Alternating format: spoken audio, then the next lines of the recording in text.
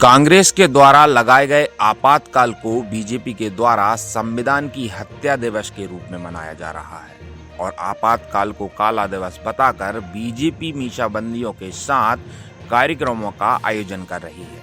इसी तारतम्य में आज नरसिंहपुर के करेली स्थित डीएम पैलेस में आपातकाल के 50 वर्ष पूर्ण होने पर भारतीय जनता पार्टी ने एक कार्यक्रम का आयोजन रखा, जिसमें यह बताया गया कि आखिर आपातकाल क्यों लगाया था और कैसे संविधान की हत्या की गई थी।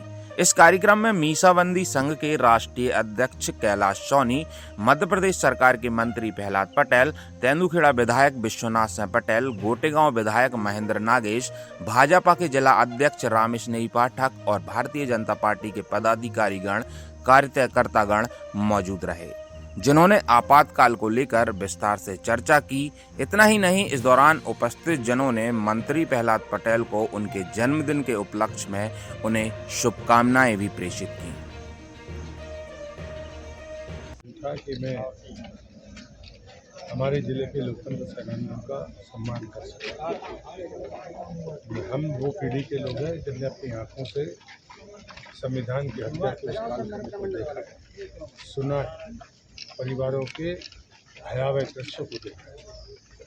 लेकिन मैं नौजवानों से कहता हूँ, देश की आज़ादी के 75वां वर्ष, जहाँ पर देश के प्रधानमंत्री ने गुमनाम शहीदों को स्मरण कराकर उस शहादत को सम्मान दिया जिनकी शहादत बड़ी थी, लेकिन उन्हें इतिहास में स्थान नहीं था।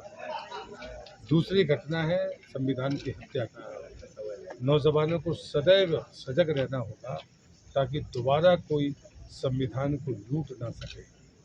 ये छद्म भेड़िए किस रूप में आएंगे, हमें उस नज़र के साथ चैतन्य रहना होगा, क्योंकि वो पीढ़ी जिसने ये कष्ट भोगा, जिनने यातना सही है, आज भी वो धरती पर हैं और इसलिए विकास की गति तेज है। भारत अपने यशस्वी गति के साथ ऊंचाइयां छू रहा है, लेकिन इन संकेतों के प्रति हमें सदैव सजग रहना होगा, ऐसी मेरी प्रार्थना है। जून 1975 को संपूर्ण हिंदुस्तान में भारतीय जनता पार्टी द्वारा और जो लोकतंत्र में विश्वास रखते हैं इन संस्थानों द्वारा ये 50वीं बरसी पे लोकतंत्र के चिरजीवी होने के लिए देश की नई पीढ़ी चिंतन करते रहे, इसके लिए ये कार्य और अलर्ट रहे कि डेमोक्रेसी के लिए क्या क्या खतरे हैं।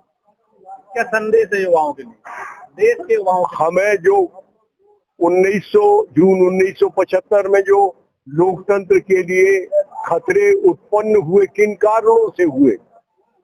काश के यदि व्यक्तिनिष्ठ राष्ट्रपति नहीं होता तो देश को आपातकाल नहीं भुगतना पड़ता।